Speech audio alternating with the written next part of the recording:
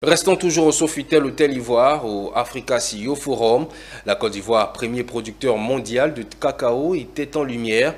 Le conseil du café cacao y était pour éclairer le secteur privé sur la dynamique de transformation du cacao en cours dans le pays et sur la réussite de la traçabilité de l'or brun. Je vous propose d'écouter les explications de certains responsables du conseil.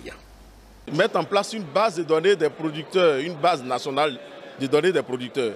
Et grâce à cette base de données, tous les producteurs sont référencés désormais par un matricule unique.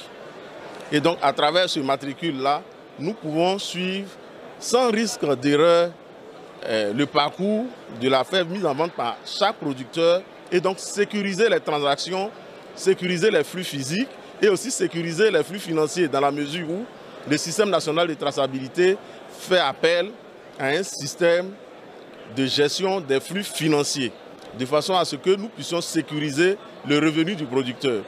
Donc, en même temps que nous suivons le parcours du flux physique, nous suivons aussi le parcours du flux inverse qui est le flux financier. Sous l'impulsion du gouvernement, l'accent a été mis sur la transformation de nos deux produits phares que sont le café et le cacao.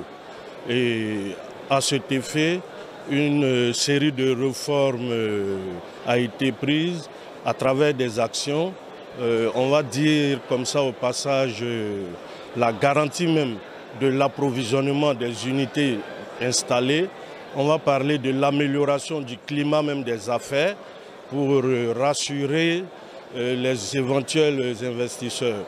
Et nous avons aussi une mesure phare qui a été prise qui avait pour but en tout cas d'alléger la fiscalité appliquée aux unités de transformation.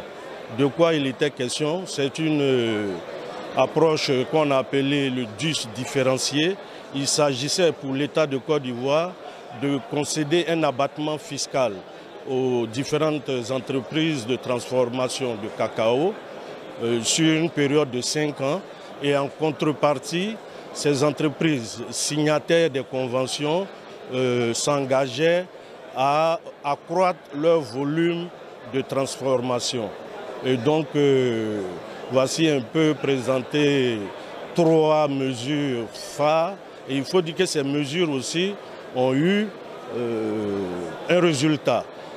Je peux déjà dire que de 2011-2012, on avait une capacité installée d'unités de broyage d'environ 500 000 tonnes l'année.